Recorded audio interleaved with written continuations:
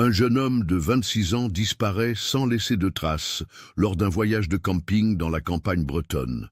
Pendant 27 ans, sa famille vit dans l'incertitude la plus totale. Puis, en 2018, un apiculteur découvre par hasard une carte postale manuscrite coincée dans une ruche abandonnée. Ce qu'elle révèle bouleverse tout ce que l'on croyait savoir sur cette disparition et expose des secrets que certains auraient préféré garder enfouis à jamais. Avant de poursuivre cette histoire troublante, si vous appréciez les mystères non résolus comme celui-ci, n'oubliez pas de vous abonner à la chaîne et d'activer les notifications pour ne manquer aucun nouveau cas. Et dites-nous dans les commentaires, de quel pays et quelle ville nous regardez-vous? Nous sommes curieux de savoir où notre communauté est répandue dans le monde. Maintenant, découvrons comment tout a commencé. L'été 1991 touchait à sa fin dans le Morbihan, et les derniers touristes commençaient à quitter les côtes bretonnes pour regagner leurs villes respectives. Thomas Lemaître, un étudiant en archéologie de 26 ans à la Sorbonne, avait choisi cette période pour organiser un voyage de camping solo dans les environs de Vannes. Contrairement aux vacanciers classiques attirés par les plages, Thomas s'intéressait aux sites mégalithiques de la région, ces mystérieuses pierres dressées qui parsèment la campagne bretonne depuis des millénaires. Grand, mince, avec des cheveux châtains bouclés et des lunettes de vue qui lui donnaient un air studieux, Thomas était le type même de l'intellectuel passionné. Fils unique d'une famille de la classe moyenne parisienne, son père, Michel Lemaître, était comptable dans une petite entreprise de travaux publics et sa mère, Françoise, enseignait le français dans un collège de banlieue. Il avait toujours manifesté une curiosité insatiable pour l'histoire ancienne. Depuis son enfance, Thomas collectionnait les livres sur l'archéologie et rêvait de participer à de grandes découvertes. Il avait choisi la Bretagne pour ses vacances d'été, non pas pour se reposer, mais pour mener ses propres recherches sur les alignements de menhirs et les dolmens de la région. Son projet était ambitieux pour un étudiant. Cartographier plusieurs sites peu documentés et tenter d'établir des connexions entre différents monuments mégalithiques. Le jeune homme avait minutieusement préparé son voyage. Dans son petit appartement du 13e arrondissement, il avait étalé sur sa table de cuisine des cartes IGN de la région de Vannes, marquant au stylo rouge les sites qu'il souhaitait visiter. Son carnet de notes, un cahier à spirale bleu marine qu'il emportait partout, contenait déjà plusieurs pages de recherches préliminaires copiées à la main depuis des ouvrages spécialisés de la bibliothèque universitaire. Thomas avait également investi ses économies d'étudiant dans du matériel de camping de qualité. Une tente quechua, 2 places orange et grises, un sac de couchage La Fuma, un réchaud à gaz Camping Gaz et tout l'équipement nécessaire pour une autonomie de plusieurs semaines. Il transportait également son appareil photo Pentax K1000, hérité de son grand-père, avec lequel il comptait documenter ses découvertes. Le 15 août 1991, Thomas quitta Paris au volant de sa Renault 5 rouge de 1987, une voiture d'occasion achetée 2 ans plus tôt grâce à un prêt étudiant. Le véhicule, immatriculé 457 BNR 75, était en bon état malgré ses 80 000 km au compteur. Thomas avait fait réviser la voiture chez un garagiste de son quartier la semaine précédente, sachant qu'il comptait parcourir de nombreux kilomètres sur les petites routes de campagne bretonne. Le trajet jusqu'à Vannes se déroula sans encombre. Thomas s'arrêta une seule fois à une station-service Total près de Rennes pour faire le plein et acheter un sandwich jambon-beurre qu'il mangea sur le parking. Il arriva dans la région de Vannes vers 16 heures et passa le reste de l'après-midi à chercher un endroit approprié pour établir son campement de base. Après avoir exploré plusieurs zones, Thomas choisit finalement un petit terrain en lisière de la forêt de Lanvaux, à environ 15 km au nord-est de Vannes, près du village de Trédion. L'endroit semblait idéal, suffisamment isolé pour garantir la tranquillité, mais accessible en voiture par un chemin forestier carrossable. De plus, plusieurs sites mégalithiques répertoriés se trouvaient dans un rayon de 10 km, ce qui en faisait une base parfaite pour ses explorations. Le terrain appartenait officiellement à la commune de Trédion, Mais comme beaucoup de parcelles forestières de l'époque, il était rarement surveillé. Thomas installa sa tente sous un chêne centenaire, à une cinquantaine de mètres du chemin principal, dans une petite clairière naturelle qui offrait juste assez d'espace pour son campement, tout en restant discrète. Les premiers jours de camping se déroulèrent exactement comme Thomas l'avait planifié. Il établit une routine matinale. Réveil vers 7 heures, petit déjeuner sommaire avec du café instantané préparé sur son réchaud, puis départ en voiture vers le site archéologique qu'il avait choisi d'étudier pour la journée. Il emportait toujours son carnet de notes, son appareil photo, un mètre ruban, une boussole et suffisamment de provisions pour la journée. Le 17 août, Thomas visita les menhirs de Monteneuf, un site peu connu du grand public mais qui l'intriguait particulièrement. Il passa toute la journée à mesurer les pierres, à photographier les alignements sous différents angles et à noter ses observations dans son carnet. Le soir, de retour à son campement, il rédigea un compte-rendu détaillé de ses découvertes, établissant déjà des hypothèses sur l'orientation astronomique possible des monuments. Le 18 août, il se rendit aux dolmens de Lochmariaker, plus touristique mais incontournable pour ses recherches.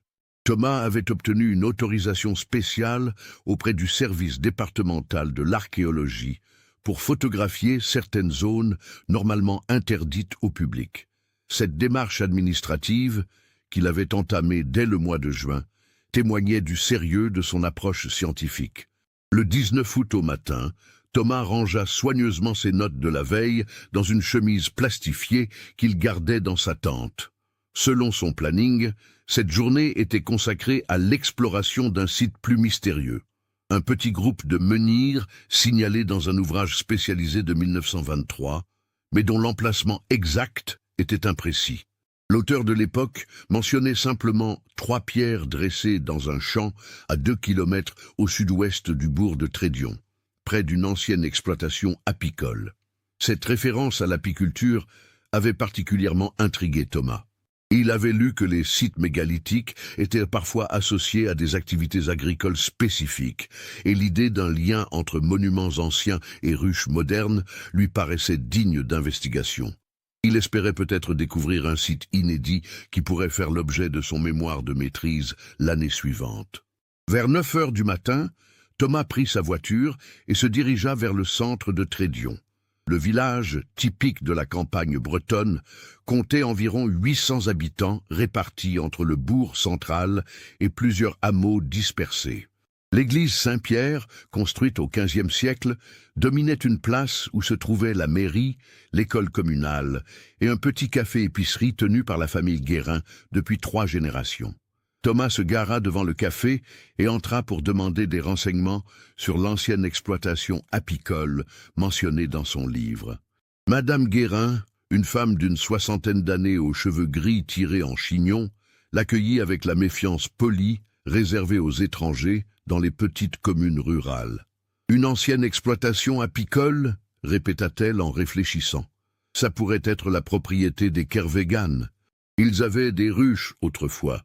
Mais ça fait bien 15 ans que le vieux Alain a tout abandonné après la mort de sa femme. Le terrain est resté en friche depuis. » Elle lui indiqua la direction. Sortir du bourg par la route de Vannes, puis prendre le premier chemin à droite après le calvaire, continuer sur environ 1 kilomètre jusqu'à voir une maison en pierre grise avec des volets verts. La propriété des Kervégan s'étendait derrière cette maison, accessible par un portail en fer rouillé. Thomas remercia Madame Guérin et acheta une bouteille d'eau et des biscuits avant de repartir. Il suivit les indications et trouva sans difficulté la maison décrite. Effectivement, derrière la bâtisse principale, on apercevait à travers les arbres les structures en bois délabré de ce qui avait été autrefois un rucher important. Il gara sa voiture sur le bas-côté de la route et marcha jusqu'au portail. La propriété semblait effectivement abandonnée depuis plusieurs années. La maison avait ses volets fermés, le jardin était envahi par les ronces et plusieurs tuiles manquaient sur le toit. Thomas n'aperçut aucun signe de présence humaine. Ne souhaitant pas s'introduire sur une propriété privée sans autorisation, Thomas décida de faire le tour du terrain par l'extérieur pour repérer les éventuels menhirs depuis la route. Il contourna la propriété par un sentier qui longeait la clôture, observant attentivement le paysage au-delà des arbres. C'est ainsi qu'il aperçut, dans un champ en pente douce situé à environ 200 mètres de la maison, 3 pierres dressées disposées en triangle. Même à distance, il était évident qu'il s'agissait bien de menhirs, probablement de l'époque néolithique. Les pierres, hautes d'environ 2 mètres chacune, étaient partiellement masquées par la végétation, ce qui expliquait sans doute pourquoi elles n'apparaissaient sur aucune carte archéologique moderne. L'excitation de Thomas fut immédiate. Il venait peut-être de localiser un site inédit, ou du moins non répertorié officiellement. Cette découverte pourrait effectivement constituer un excellent sujet d'étude pour son mémoire, d'autant plus que l'association avec l'ancienne exploitation apicole ajoutait une dimension ethnologique intéressante à ses recherches. Thomas retourna à sa voiture et prit son carnet pour noter les coordonnées précises du site. Il dessina également un croquis rapide de la disposition des menhirs, tel qu'il l'avait observé depuis la route.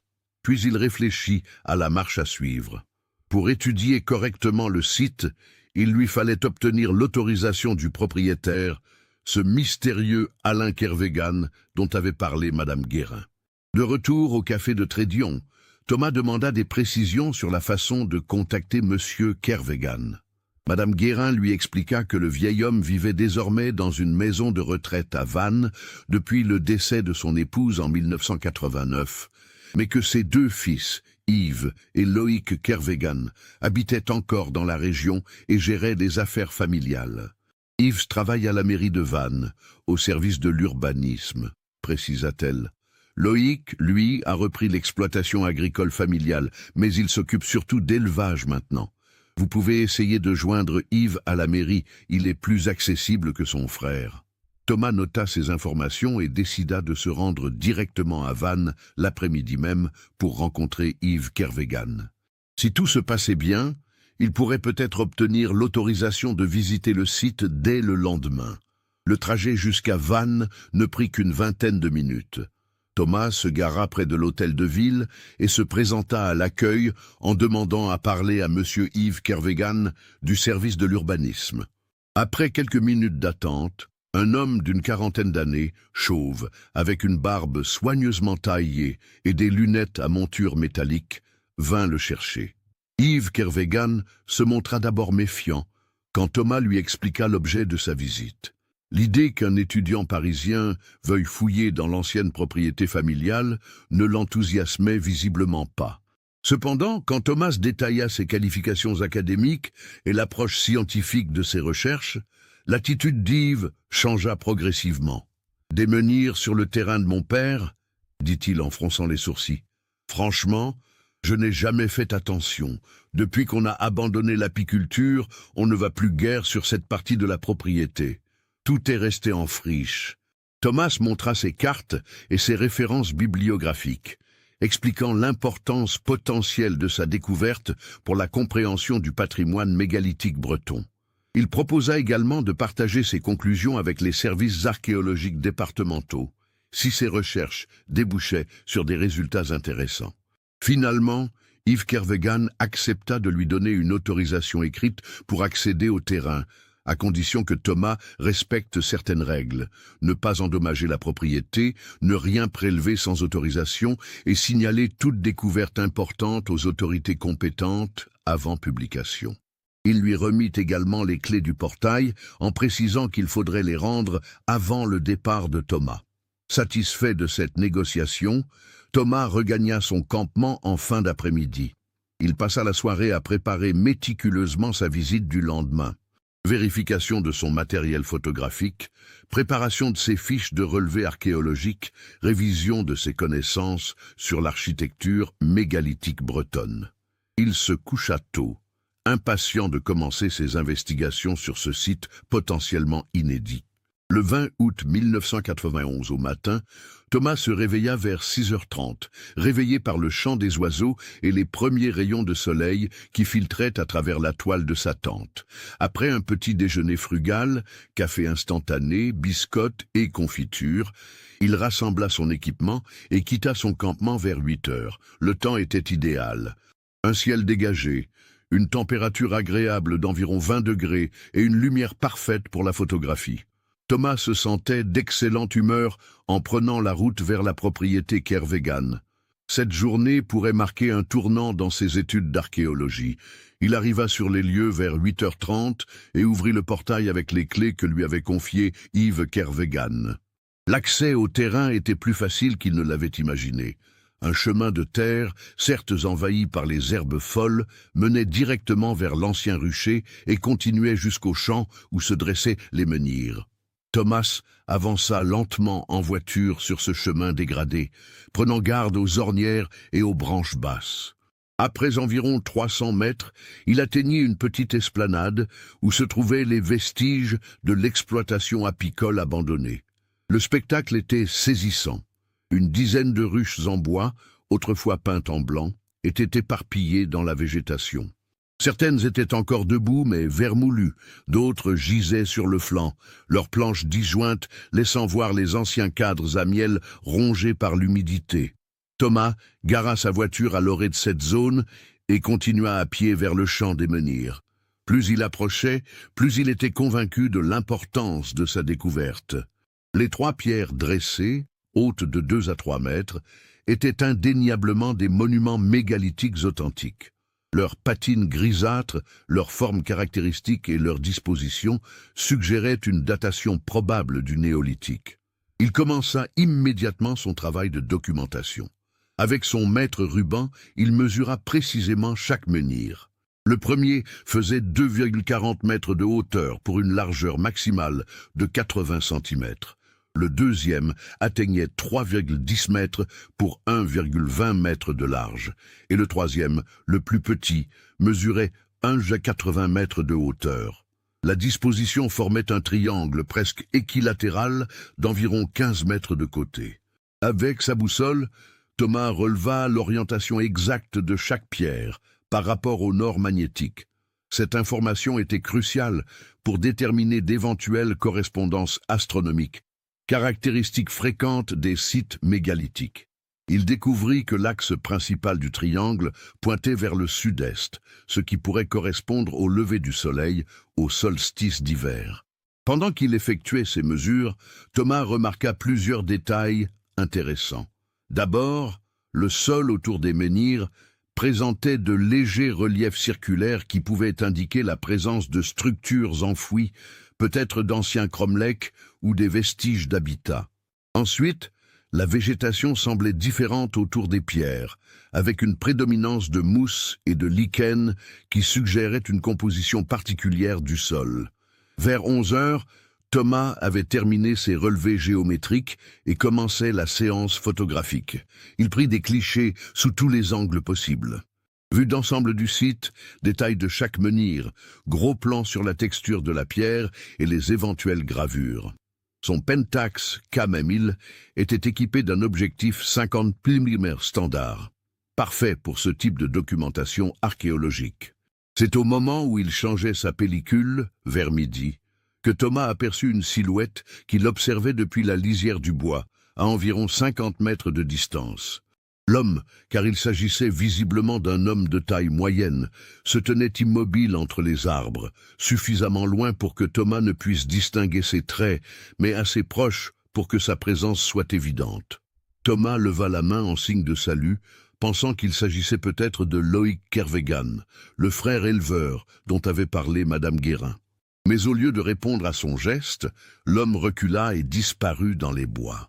Cette réaction surprit Thomas, qui haussa les épaules et reprit son travail, supposant qu'il s'agissait d'un promeneur surpris de trouver quelqu'un sur ce terrain isolé. Après avoir terminé sa documentation photographique, Thomas s'installa au pied du plus grand menhir pour déjeuner et rédiger ses premières conclusions.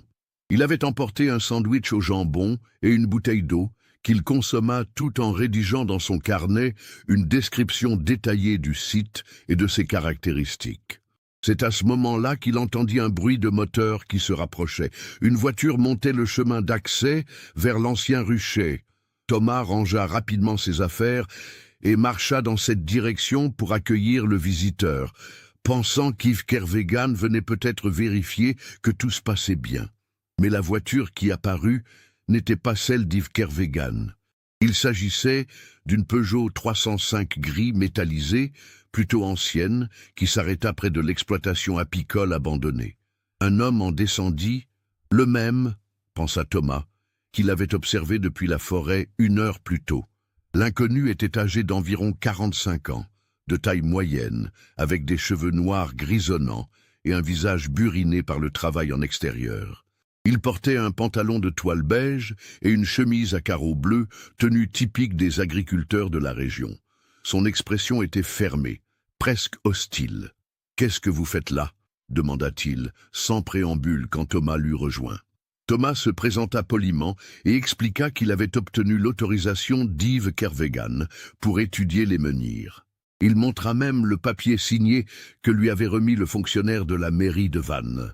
L'homme examina le document avec attention, mais son expression ne s'adoucit pas pour autant. « Yves aurait dû me prévenir, » grommela-t-il. « Je suis Loïc Kervégan.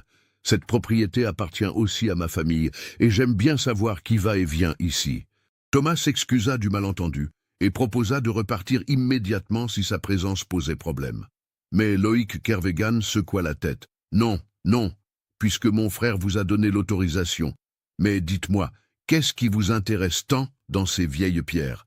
Thomas expliqua avec enthousiasme ses recherches sur le patrimoine mégalithique breton, l'importance potentielle de ce site inédit, et ses hypothèses sur l'orientation astronomique des menhirs. Plus il parlait, plus l'expression de Loïc Kervégan se durcissait. « Vous comptez publier vos découvertes ?»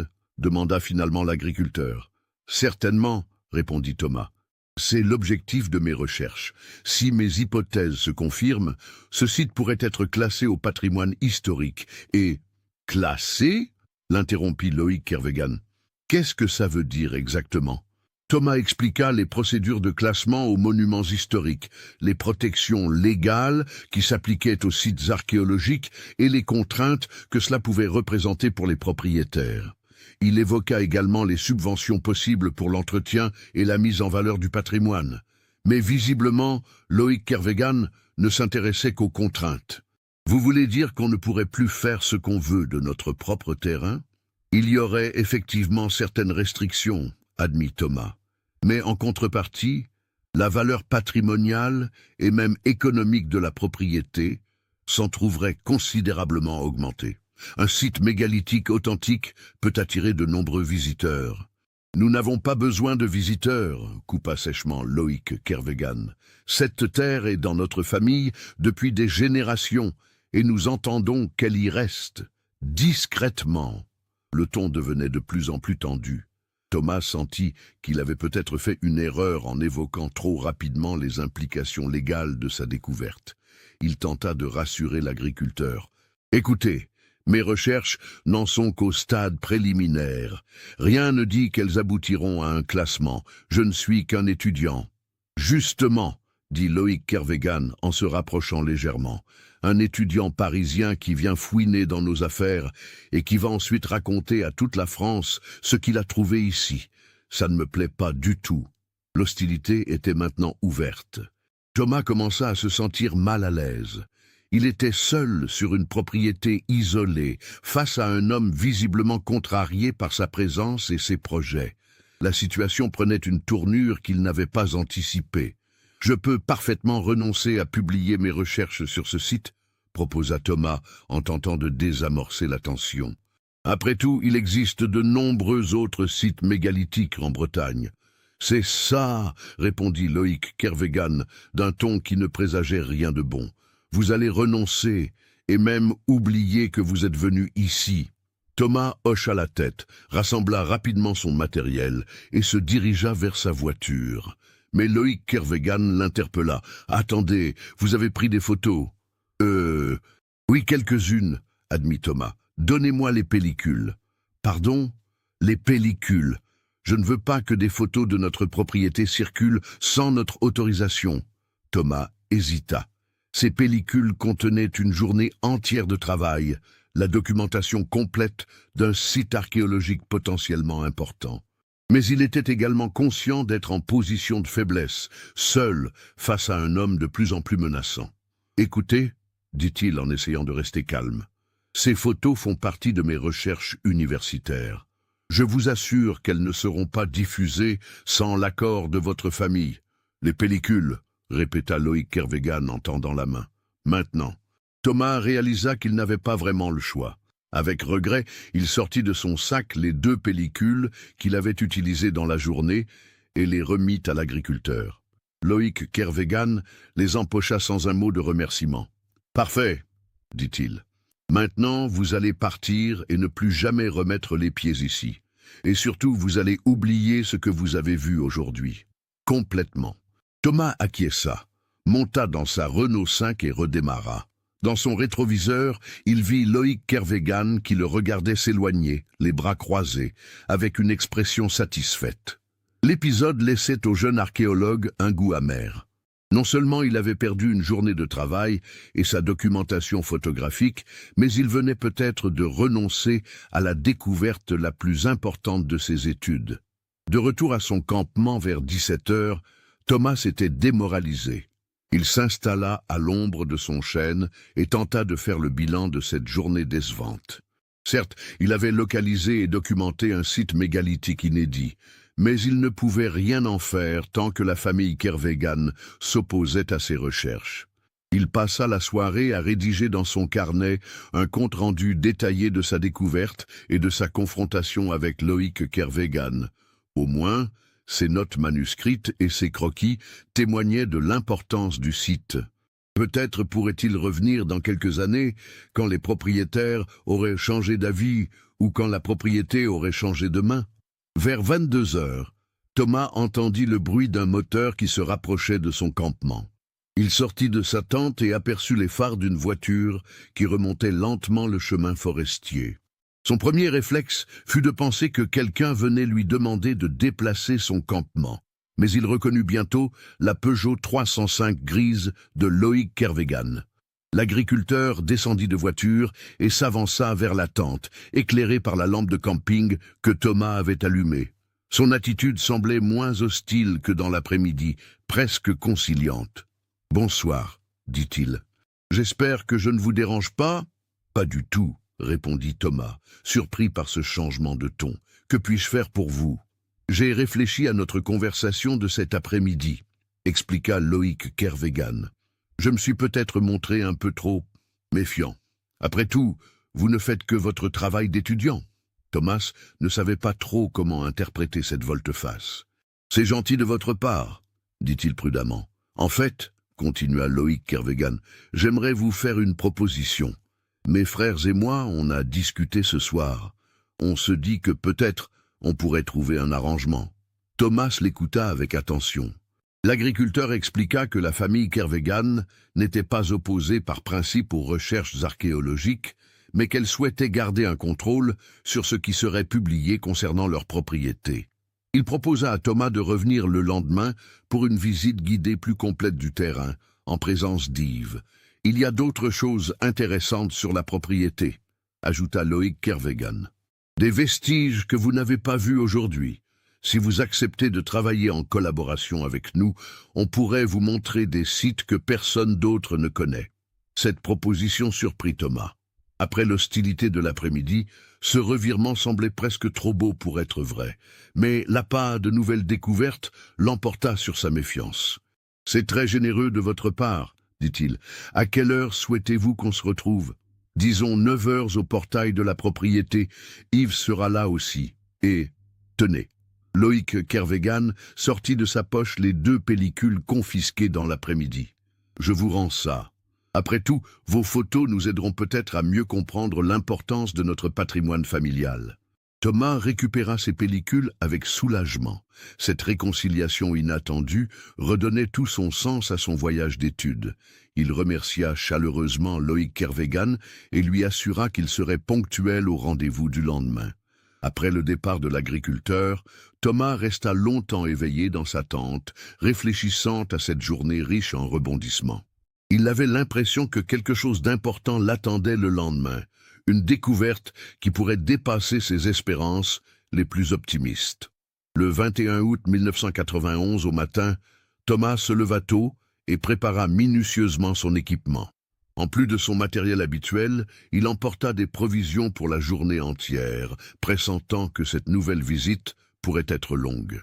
Il prit également soin de noter dans son carnet ses impressions de la veille et ses attentes pour cette journée. À 9 heures précises, Thomas arriva au portail de la propriété Kervegan.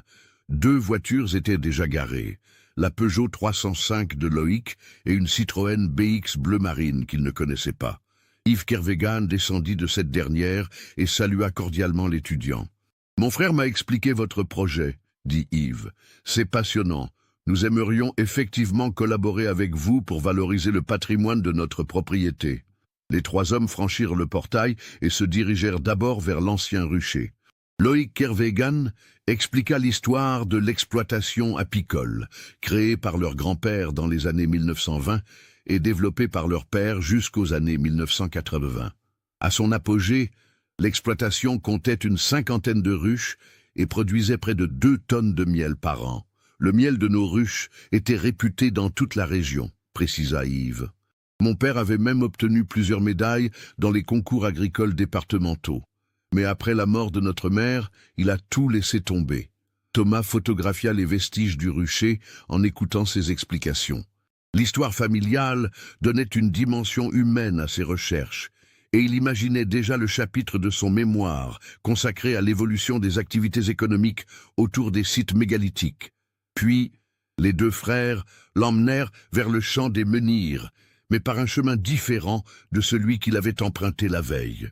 Ce nouveau sentier serpentait à travers un petit bois de châtaigniers avant de déboucher sur un plateau d'où l'on découvrait une vue d'ensemble du site archéologique. De ce point de vue, on se rend mieux compte de la disposition d'ensemble, expliqua Loïc Kervegan. Les 3 pierres que vous avez vues hier ne sont que la partie la plus visible. Regardez attentivement le relief du terrain. Effectivement, depuis cette position surélevée, Thomas distinguait plusieurs anomalies topographiques qu'il n'avait pas remarquées la veille. Des légères dépressions circulaires, des alignements de petites buttes, des changements dans la végétation. Tout suggérait l'existence d'un complexe archéologique beaucoup plus vaste que les 3 menhirs visibles. « Extraordinaire !» murmura Thomas en sortant son carnet pour croquer cette nouvelle perspective. Il pourrait s'agir d'un cromlech complet avec peut-être des vestiges d'habitat associés. « C'est exactement ce que nous pensons », approuva Yves Kervegan. « Notre famille connaît ces particularités depuis des générations, mais nous n'avons jamais eu les compétences techniques pour les interpréter correctement. » Les 3 hommes descendirent vers le site principal. Guidé par les 2 frères, Thomas découvrit effectivement plusieurs autres éléments. Des pierres couchées, qui pouvaient être des menhirs abattus, des cercles de pierre affleurant à peine dans l'herbe, et même ce qui ressemblait à l'entrée d'une galerie souterraine. L'excitation de Thomas grandissait à chaque nouvelle découverte. Il était en train de documenter un site archéologique majeur, potentiellement l'un des complexes mégalithiques les plus importants de Bretagne. Ces photographies et ces relevés constitueraient une documentation unique. Vers midi, Yves Kervegan proposa une pause déjeuner. Ils s'installèrent à l'ombre d'un grand chêne, à l'écart du site principal. Thomas sortit son sandwich habituel, tandis que les 2 frères partageaient un repas plus consistant qu'ils avaient apporté dans un panier. La conversation porta sur les perspectives de collaboration entre Thomas et la famille Kervegan. Les 2 frères évoquèrent la possibilité de financer des fouilles archéologiques professionnelles, à condition que les découvertes restent dans le patrimoine familial. Ils parlèrent également de créer un petit musée privé sur la propriété. « Nous pourrions même organiser des visites guidées », suggéra Yves. « Cela créerait une source de revenus complémentaires pour la famille, tout en valorisant notre héritage. » Thomas acquiesçait avec enthousiasme. Cette collaboration dépassait tout ce qu'il avait pu espérer. Non seulement il pourrait étudier un site exceptionnel, mais il participerait également à sa mise en valeur pour les générations futures. Après le déjeuner, Loïc Kervegan proposa à Thomas de lui montrer le clou de la visite, une grotte naturelle située à l'extrémité de la propriété, dans laquelle la famille avait découvert plusieurs objets anciens. Pour y accéder, il fallait traverser un petit bois et emprunter un sentier escarpé qui descendait vers un vallon. « Attention où vous mettez les pieds », prévint Loïc Kervégan en ouvrant la marche. « Le terrain est parfois glissant, surtout après la pluie. » Effectivement, le sentier était difficile. Thomas, chargé de son équipement photographique, avançait prudemment en s'accrochant aux branches des arbustes. Yves fermait la marche, portant le matériel de mesure. Après une descente d'environ 10 minutes, ils atteignirent l'entrée de la grotte, dissimulée par un rideau de végétation. L'ouverture, large d'environ 2 mètres, s'enfonçait dans la colline sur une profondeur qu'il était difficile d'évaluer depuis l'extérieur. Notre grand-père avait découvert cette grotte par hasard en 1925, expliqua Yves. Il poursuivait un sanglier blessé quand il est tombé sur l'entrée. À l'intérieur, il a trouvé des ossements et des objets en pierre taillée. Thomas s'approcha de l'entrée, fasciné. Une grotte préhistorique sur le même site qu'un complexe mégalithique, c'était une combinaison archéologique exceptionnelle. Il sortit sa lampe de poche et éclaira l'intérieur de la cavité. La grotte s'enfonçait effectivement sur plusieurs mètres. Les parois rocheuses étaient couvertes d'une patine noirâtre qui pouvait témoigner d'une occupation humaine ancienne. Au sol, Thomas distinguait des formes qui pouvaient être des ossements ou des outils en pierre. « C'est absolument extraordinaire », dit-il en se tournant vers les 2 frères. « Il faut absolument documenter cette grotte. Elle pourrait contenir des vestiges préhistoriques d'une importance considérable. Nous espérions que vous diriez cela, » répondit Loïc Kervégan avec un sourire. « Nous avons pensé que vous aimeriez explorer l'intérieur. » Thomas n'hésita pas une seconde. Il confia son sac à dos à Yves, ne gardant que sa lampe de poche et son carnet, et s'engagea dans la grotte. L'entrée était suffisamment large pour qu'il puisse progresser debout, mais au bout de quelques mètres, le plafond s'abaissait et il dut continuer courbé. La cavité se révélait plus profonde qu'il ne l'avait imaginé. Après une première salle d'environ 5 mètres sur 3, un boyau étroit menait vers une seconde chambre. Les parois portaient effectivement des traces de suie qui confirmaient l'hypothèse d'une occupation humaine ancienne. Au sol de la première salle, Thomas découvrit plusieurs objets fascinants. Des éclats de silex taillés, des fragments de poterie grossière et ce qui ressemblait à des pointes de flèches néolithiques. Il prit plusieurs photos avec le flash de son appareil, documentant chaque découverte avec un soin méticuleux. C'est quand il progresse vers la seconde salle que Thomas fit la découverte qui changerait tout. Dans un renfoncement de la paroi rocheuse, quelqu'un avait disposé plusieurs objets qui ne correspondaient visiblement pas à l'époque préhistorique. Des débris de verre moderne, des morceaux de métal rouillés et surtout une petite pile de cartes postales jaunies par l'humidité. Thomas s'approcha de cette cache mystérieuse et examina les cartes postales à la lumière de sa lampe. Elles représentaient des vues de Vannes et de la région datant apparemment des années 1980. Sur l'une d'elles, quelqu'un avait écrit un message au stylo à billes d'une écriture nerveuse et difficile à déchiffrer. Il s'apprêtait à examiner ce message de plus près quand il entendit un bruit sourd provenant de l'entrée de la grotte. Puis ce fut le silence complet. Sa lampe de poche révéla que l'ouverture par laquelle il était entré avait disparu. Quelqu'un avait obstrué l'entrée de la grotte. « Yves, Loïc » appela Thomas, d'abord surpris plus qu'inquiet. « Qu'est-ce qui se passe ?» Aucune réponse. Thomas se dirigea vers l'endroit où se trouvait l'entrée et découvrit qu'elle était maintenant bloquée par un amas de pierres et de terre. L'obstruction semblait solide et délibérée. La panique commença à s'emparer de lui. Il était enfermé dans une grotte à plusieurs mètres sous terre, sans possibilité de sortir par ses propres moyens. Pire encore, personne ne savait où il se trouvait exactement, et les 2 seules personnes qui connaissaient sa position venaient apparemment de l'abandonner volontairement. Thomas tenta de déblayer l'entrée avec ses mains, mais les pierres étaient trop lourdes et trop nombreuses. Il était piégé. Sa lampe de poche révélait que l'air de la grotte était limité et il commençait déjà à sentir une certaine difficulté à respirer. C'est alors qu'il se souvint des cartes postales trouvées dans la seconde salle. Avec une urgence nouvelle, il retourna vers la cache et examina attentivement le message écrit sur l'une des cartes.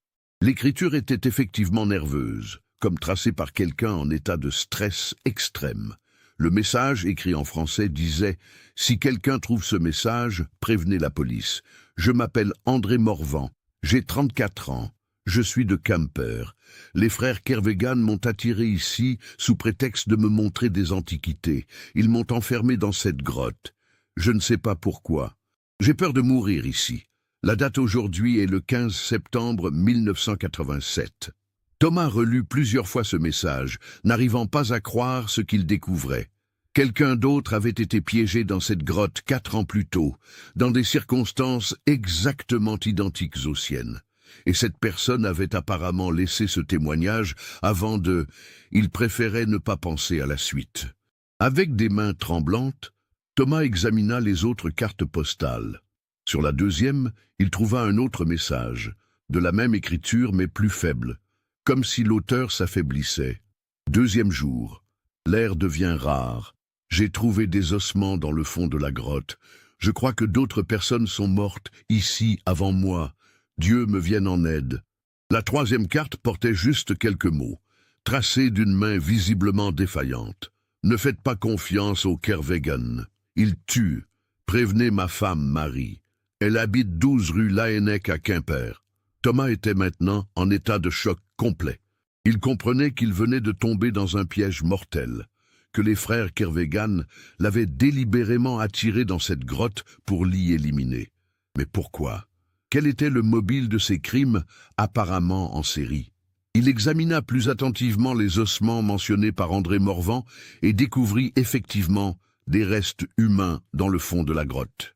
Pas seulement un squelette, mais plusieurs, à différents stades de décomposition. Certains étaient très anciens, d'autres semblaient plus récents.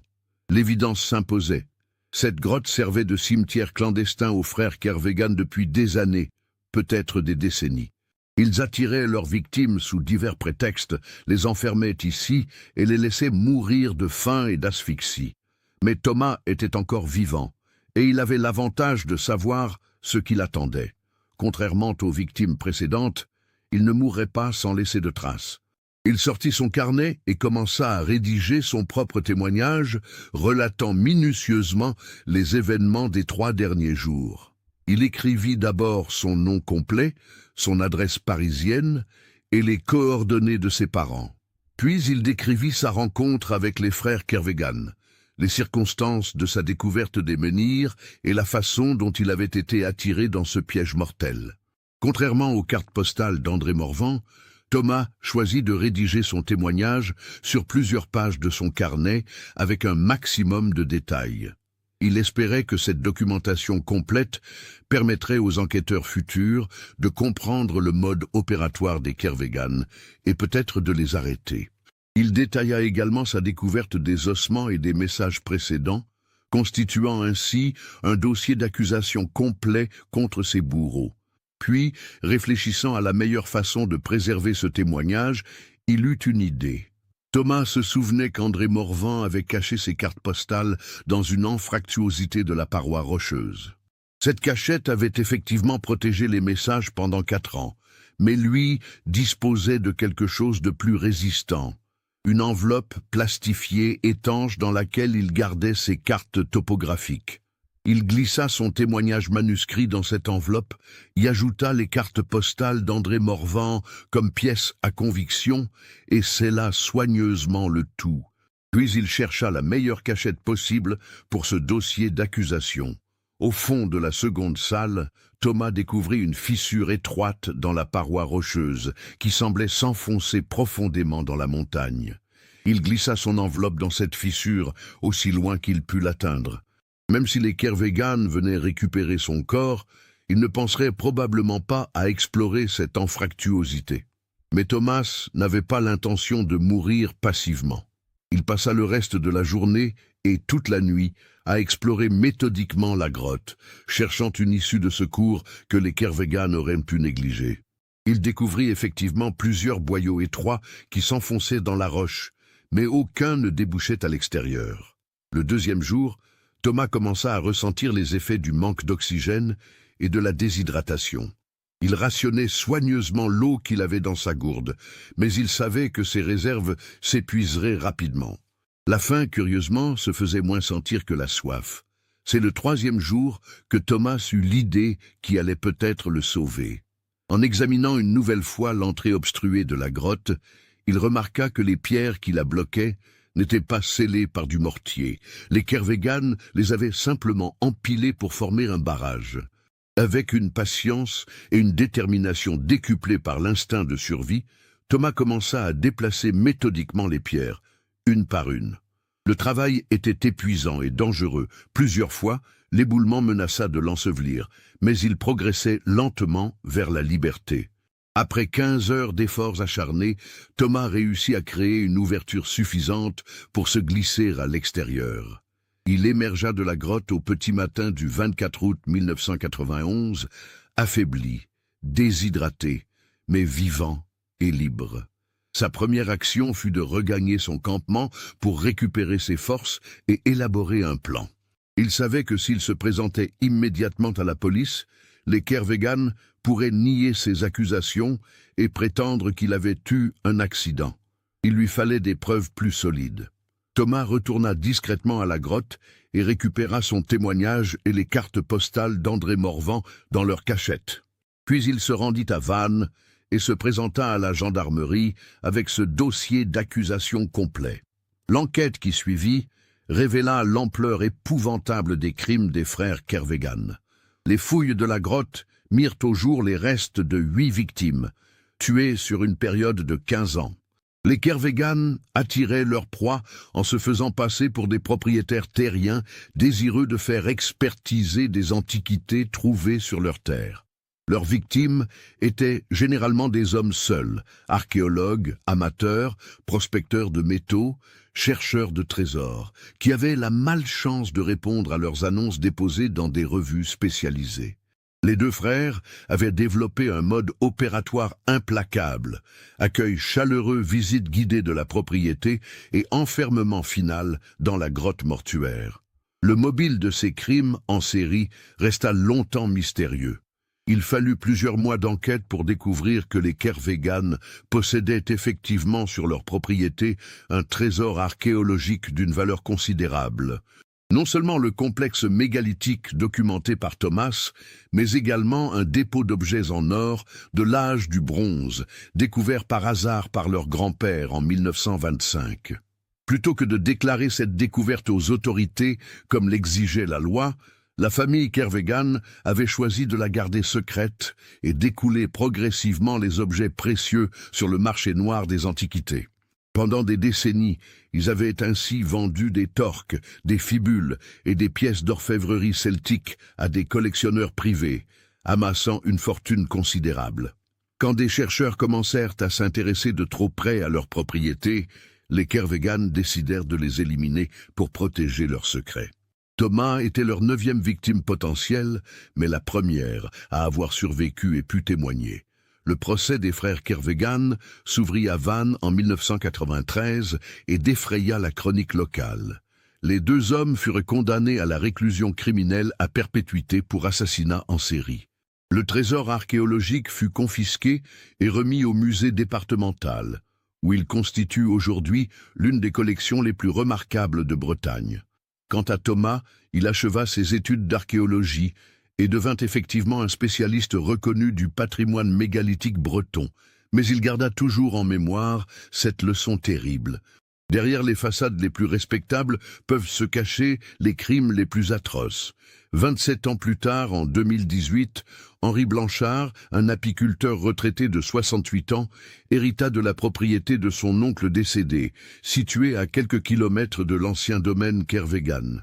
Henri avait toujours rêvé de remettre en activité l'exploitation apicole abandonnée depuis la mort de son oncle en 2010. En explorant le terrain qu'il venait d'hériter, Henri découvrit les vestiges d'un ancien rucher installé dans les années 1990. Les ruches, autrefois peintes en bleu, étaient maintenant délabrées et envahies par la végétation. La plupart étaient vides, mais quelques-unes contenaient encore des fragments de rayons de miel fossilisés. C'est en nettoyant l'une de ces ruches abandonnées qu'Henri fit une découverte inattendue. Coincé entre deux planches disjointes, il trouva une carte postale remarquablement bien conservée, protégée de l'humidité par l'étanchéité naturelle de la cire d'abeille. La carte représentait une vue de Vannes dans les années 1990. Au dos, quelqu'un avait écrit un message en français, d'une écriture claire et méthodique. « Si cette carte est trouvée après ma disparition, je m'appelle Thomas Lemaître, étudiant en archéologie à Paris. J'ai découvert que les frères Kervégan utilisent leurs propriétés pour attirer et tuer des chercheurs. Ils m'ont enfermé dans une grotte le 21 août 1991. Si je survis, j'irai à la police. Si je meurs, que cette carte serve de témoignage. La vérité doit éclater. » Henri, intrigué par cette découverte, effectua quelques recherches sur Internet et découvrit l'affaire Kervégan, largement documentée dans les archives judiciaires numérisées. Il comprit qu'il tenait entre ses mains un témoignage inédit de Thomas Lemaître, écrit pendant sa captivité et miraculeusement préservé pendant près de 3 décennies. Cette carte postale révélait un détail inconnu jusqu'alors. Thomas avait réussi à s'échapper de la grotte et à cacher ce message dans une ruche avant de se rendre à la gendarmerie. Cette précaution supplémentaire témoignait de sa détermination à faire éclater la vérité, même en cas d'échec de sa tentative d'évasion. Henri contacta Thomas Lemaître, devenu entre-temps professeur d'archéologie à l'université de Rennes. Quand il lui montra la carte postale, Thomas fut bouleversé de retrouver ce témoignage qu'il avait cru perdu à jamais. « J'avais écrit ce message dans la grotte, avant ma tentative d'évasion, » expliqua-t-il à Henri. « Puis, quand je suis sorti, j'ai voulu le cacher quelque part en sécurité avant de me rendre à la police. Je me souvenais vaguement de l'avoir glissé dans une ruche, mais après toutes ces années, je n'étais même plus sûr que ce ne soit pas un rêve. » Cette redécouverte permit de boucler définitivement l'affaire Kervégan en apportant la preuve ultime de la préméditation et du sang-froid des 2 frères criminels. Plus important encore, elle illustrait la force de la vérité, capable de survivre à toutes les tentatives d'occultation et de ressurgir des décennies plus tard pour rendre justice aux victimes. Cette histoire nous montre comment la détermination d'un seul homme peut faire triompher la justice contre les forces du mal les plus organisées.